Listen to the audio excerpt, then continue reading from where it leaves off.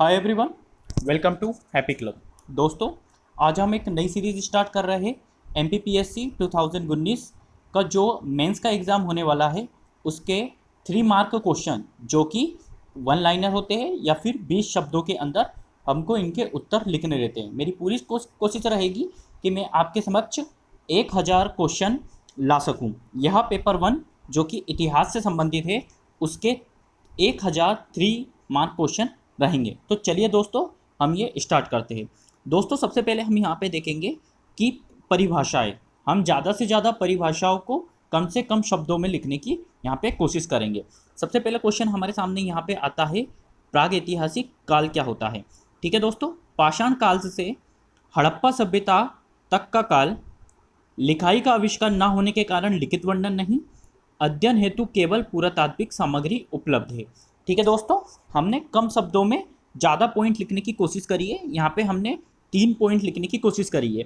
पहला, हड़प्पा काल से पाषाण काल से हड़प्पा सभ्यता तक का काल, लिखाई का आविष्कार नहीं होने के कारण लिखित वर्णन नहीं, और अध्ययन हेतु केवल पुरातात्विक सामग्री उपलब्ध है। तो ये हमारे 3 पॉइंट्स हो चुके हैं 20 शब्दों के अंदर। ये एक इसकी सुव्यवस्थित परिभाषा हमने लिखी है।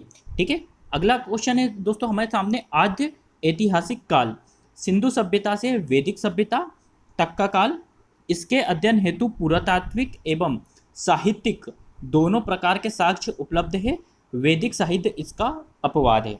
ठीक है दोस्तों, नेक्स्ट हम देखेंगे यहाँ पे ऐतिहासिक काल। तो ऐतिहासिक काल क्या होता है? इस काल को 600 ईसा पूर्वी के पश्चात का काल स्वीकार किया जाता है। पुरातात्विक, साहित्यिक और विदेशियों का वर्णन, तीनों प्रकार के साक्ष्य इसके हमारे पास उपलब्ध है।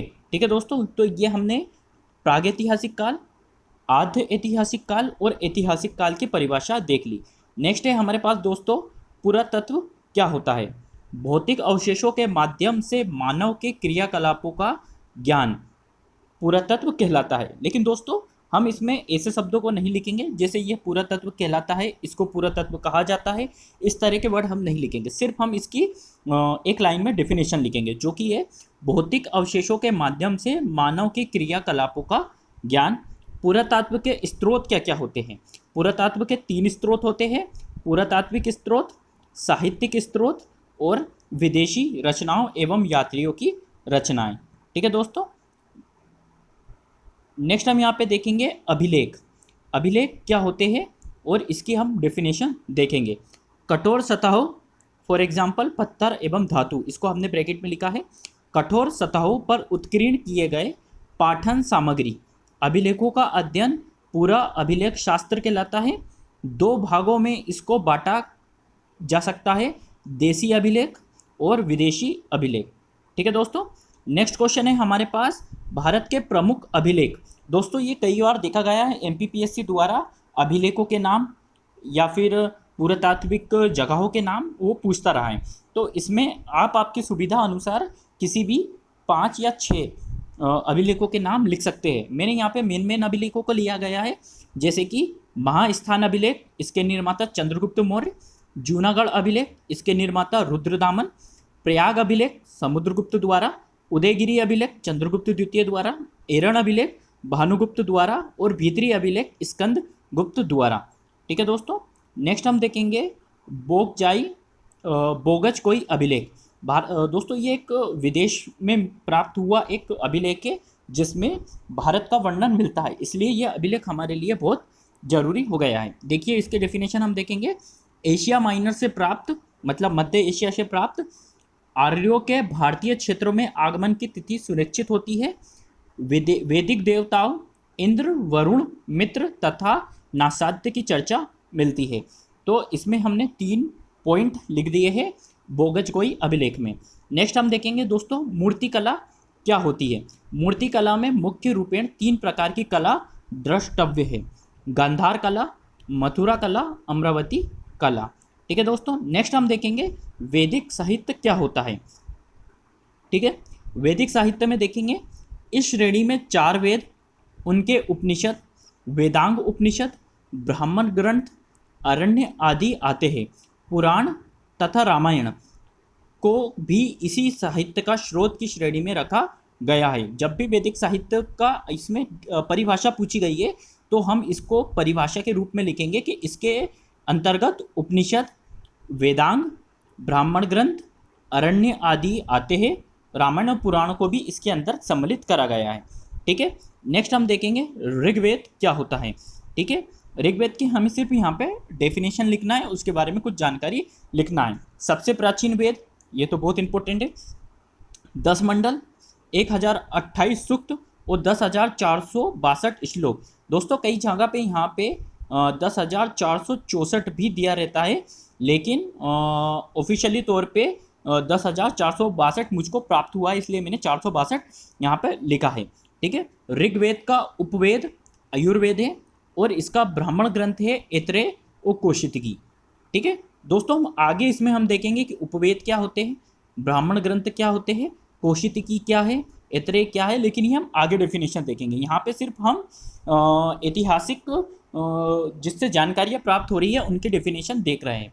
ठीक है, नेक्स्ट हम देखेंगे बौद्ध साहित्य क्या होते हैं। ठीक है, भारतीय इतिहास का साहित्य स्त्रोत 3 प्रमुख भाग, जातक कथाएं, पीटक तथा निकाय, मुख्यतः पाली भाषा में रचित है। दोस्तों यहाँ पे आप मुख्यतः शब्द का जरूर उपयोग करें, क्योंकि सभी बौद्ध साहित्य पाली भाषा में नहीं है। कुछ बौद्ध साहित्य संस्कृत में भी प्राप्त हुए, लेकिन जो ज़्यादातर जो बौद्ध साहित्य है वो हमको पाली भाषा से प्राप्त हुए, इसलिए हमने नहीं यहाँ पे मुख्यतः शब्द का उपयोग करा है। इस बात का आप विशेष तौर पर ध्यान दीजिए। नेक्स्ट हम देखेंगे जैन साहित्य क्या होते हैं। भारतीय इतिहास के साहित्यिक स्रोत, ठीक है, मुख्यतः प्राकृत भाषा में रचित है। जैन ग्रंथ में आगमों को महत्वपूर्ण स्थान दिया जाता है। ठीक है, नेक्स्ट हम देखेंगे बौद्ध साहित्य क्या क्या होते हैं।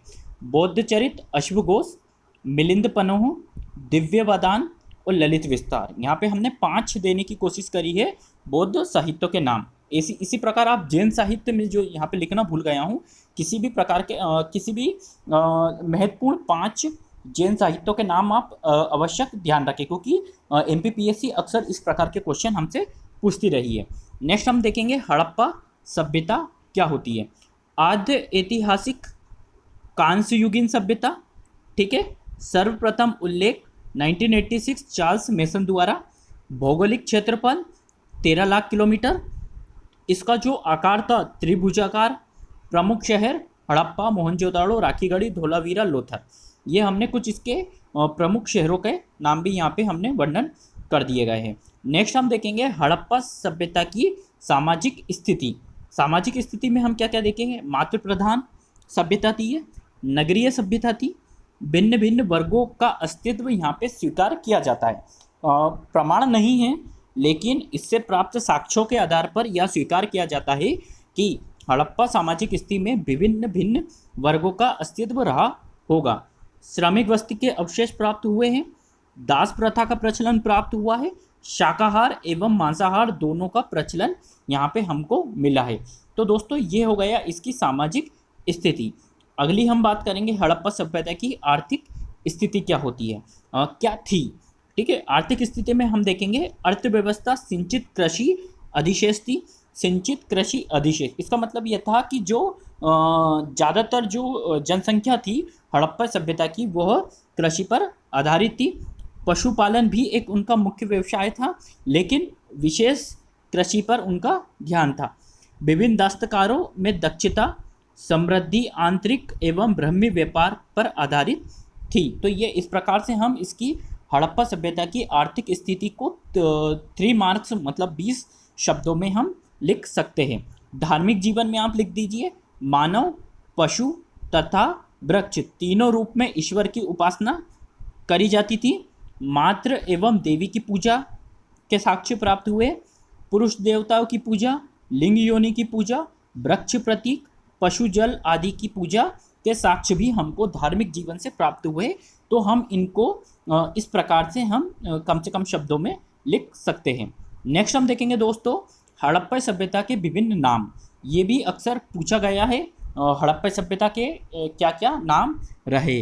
तो इसको हम हड़प्पा सभ्यता भी कहते हैं, सिंधु घाटी सभ्यता कहते हैं, क्योंकि यह सिंधु नदी के किनारे पे या उसके सहायक नदियों के किनारे पे इसके जो शहर है वो प्राप्त हुए। सिंधु सरस्वती सभ्यता, कांस्य युगीन सभ्यता, प्रथम नगरीय सभ्यता।